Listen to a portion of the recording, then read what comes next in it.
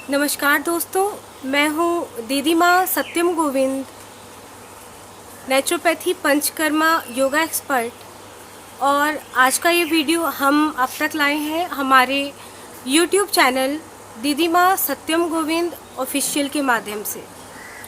दोस्तों, आज मैं आप सबके लिए मेरी पर्सनल कलेक्शन से एक बहुत ही खूबसूरत कहानी लेकर आई हूँ, जिसका शीर्षक है तीर्थ का पुण्य। दोस्तों, बहुत पुरानी बात है। 12 वर्षीय कुंभ के समाप्त होने के पश्चात, वो तीर्थ के समाप्त होने के पश्चात सभी देवी देवता आपस में इकट्ठा हुए और मीटिंग करने लगे कि इस बार का जो 12 वर्ष के पश्चात जो कुंभ का मेला लगा है, जो तीर्थ संपन्न हुआ है, उसका पुण्य किस भक्त को जाना चाहिए।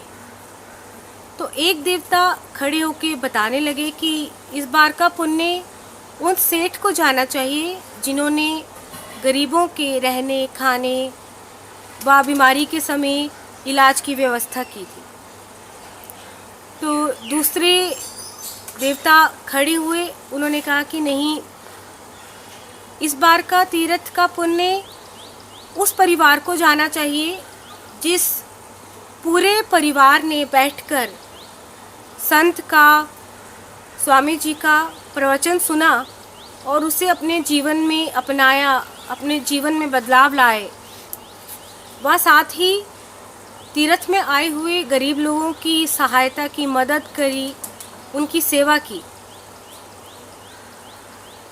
उसके पश्चात तीसरे देवता खड़े हुए और बताने लगे कि इस हिसाब से तो उन संत को इस तीर्थ का सारा पुण्य मिलना चाहिए जिनकी कथा सुनकर बहुत सारे लोगों के जीवन में बदलाव आया, ईश्वर के प्रति उनका स्नेह विश्वास और बढ़ा, अपने जीवन को सत्य मार्ग पर किस प्रकार चलाएं लोगों ने ये जाना।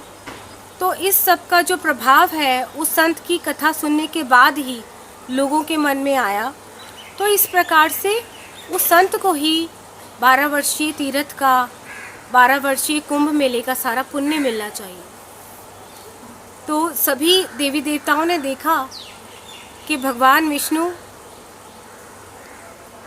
अपनी मंद मंद मुस्कान में सभी देवताओं की ओर देख रहे हैं और बड़े ही आश्चर्य भरे हुए नेत्रों से सभी देवता पूछने लगे भगवान विष्णु से कि भगवान, आपकी ये मंद मुस्कान के पीछे क्या रहस्य है जो कि हम सभी देवी देवता नहीं जान पा रहे। आपके मन में अवश्य ही कुछ बात है जो आप हम तक पहुंचाना चाहते हैं मैसेज। शायद हम सभी देवी देवताओं का आकलन गलत है, हम हिसाब किताब गलत लगा रहे हैं कि किसे पुण्य जाना चाहिए, किसे नहीं जाना चाहिए। मगर आपको देखकर, आपकी मुस्कान को ऐसा लगता है कि आपने निर्णय कर लिया है कि इस बार 12 वर्षीय तीर्थ का पुण्य किस भक्त को मिलना चाहिए। तब भगवान मुस्कुराए और सभी देवताओं को एक भक्त के बारे में बताया। भगवान कहने लगे कि आंध्र प्रदेश के गांव में, एक छोटा सा गांव है, वहाँ गोपाल नामक एक व्यक्ति है। इस बार के सारे तीर्थ का पुण्य उस गोपाल को व उसके परिवार को जाना चाहिए। तो देवी देवता बड़े ही आश्चर्यचकित होकर भगवान विष्णु की ओर देखने लगे और बोले कि भगवान, गोपाल तो इस तीर्थ में आया ही नहीं। इस तीर्थ में क्या, वो तो कभी किसी भी मेले में, किसी भी तीर्थ में, किसी भी कुंभ में दर्शन करने के लिए, स्नान करने के लिए, सेवा करने के लिए आ ही नहीं सका। तो आप ही बताएं कि इस बार के तीर्थ का पुण्य, इस बार के कुंभ का पुण्य उस गोपाल को क्यों दिया जाना चाहिए, क्यों मिलना चाहिए उसके परिवार को ये तीर्थ का पुण्य। तो भगवान ने उन सभी देवी देवताओं को उस गोपाल की स्टोरी के बारे में बताया कि वो बहुत गरीब परिवार है और उस परिवार का ये संकल्प है कई वर्षों से कि वो 12 वर्षीय मेले में उस आकर के उस तीर्थ का पुण्य कमाना चाहता है।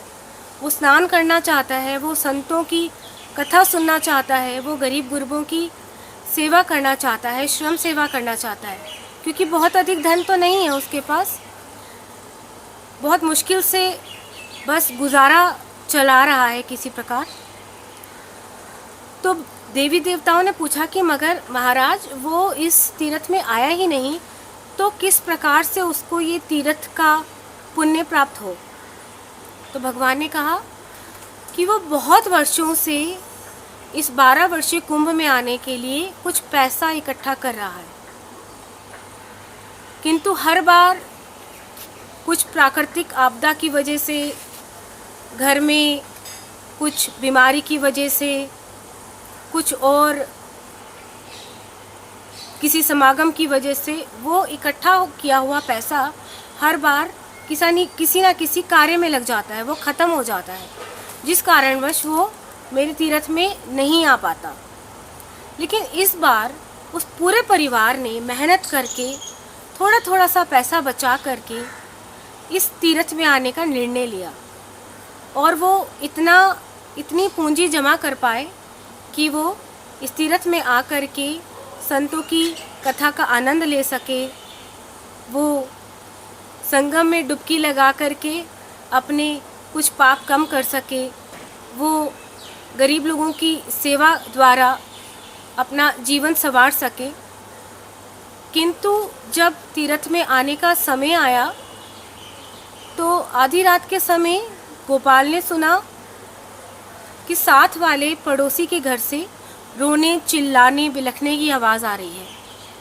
गोपाल से रहा नहीं गया, वो अपने पड़ोसी के घर गया और उनसे उनके दुखों का कारण पूछा। तो जो परिवार का मुखिया था उसने बताया कि भाई गोपाल, पिछले 3 दिनों से घर में चूल्हा नहीं जला है, पूरे परिवार ने अन्न का एक दाना तक भी नहीं खाया है और आज हमारा छोटा बालक जो है वो बहुत बीमार है, वो दर्द से तड़प रहा है, करा रहा है और जबकि हमारे घर में भोजन का एक दाना तक नहीं है, तो आप ही बताओ कि हम उसका इलाज कैसे कराएं।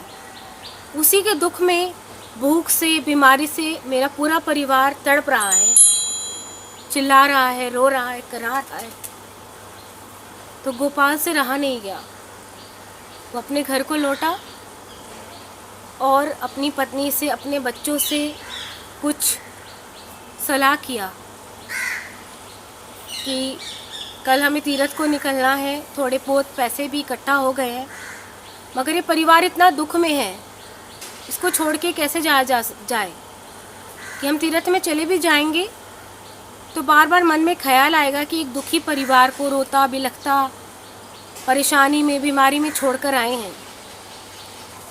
तो गोपाल की पत्नी ने और बच्चों ने ये सलाह की, ये निर्णय लिया कि इस बार जो तीर्थ में जाने का पैसा हमने इकट्ठा किया है वो तीर्थ में ना जा कर के इस परिवार को दे दिया जाए, ताकि इनके घर में चूल्हा जल सके, भूखे बच्चे कुछ खा सके, उस बीमार बालक का इलाज हो सके। तो गोपाल के परिवार ने वो तीर्थ में जाने का धन जो है वो उस गरीब परिवार को दे दिया। इसी कारण विष्णु भगवान मंद मंद मुस्कुरा रहे थे और अपनी मुस्कुराहट का कारण उन्होंने सभी देवी देवताओं को बताया। तो सभी देवी देवता प्रसन्न होकर कहने लगे कि जी भगवान, आपका निर्णय बिल्कुल सही है कि इस बार के तीर्थ का पुण्य तो गोपाल के परिवार को ही मिलना चाहिए, क्योंकि वो पैसा जो उसने तीर्थ पे पुण्य कमाने के लिए इकट्ठा किया था वो उस परिवार को उसने दान कर दिया। और कई वर्षों से जो इस तीर्थ में आकर के लाभ कमाने की उसकी इच्छा थी, संतों का प्रवचन सुनने की जो इच्छा थी, उसको दरकिनार करके, उसको एक तरफ रख कर उसने पहले उस परिवार के बारे में सोचा। इसी कारण वो कुंभ का, उस तीर्थ का सारा पुण्य जो है वो गोपाल को और उसके परिवार को दे दिया गया, उसके नाम लिख दिया गया। मैं जानती हूँ दोस्तों, इस कहानी का निचोड़, पूरा आशय आप सभी भक्तों को, सभी व्यूअर्स को समझ आया होगा। लॉकडाउन का समय चल रहा है 2020, और यही मौका है कि बिना किसी तीर्थ पर जाए, बिना किसी सत्संग पर जाए, हम भी उस 12 वर्षीय तीर्थ का, कुंभ का पुण्य कमा सकते हैं। किसी गरीब की सेवा करके, किसी मजबूर परिवार को अन्न दे करके, किसी भूखे जानवर को खाना खिला करके। ज़्यादा कुछ बताने की आवश्यकता नहीं है, आप सभी बहुत समझदार हैं। मैं जानती हूँ सभी ने इस कहानी से, इस कथा से सीख ली होगी। मुझे इजाज़त दीजिए, मैं हूँ दीदी माँ सत्यम गोविंद। जय महाप्रभु जी की।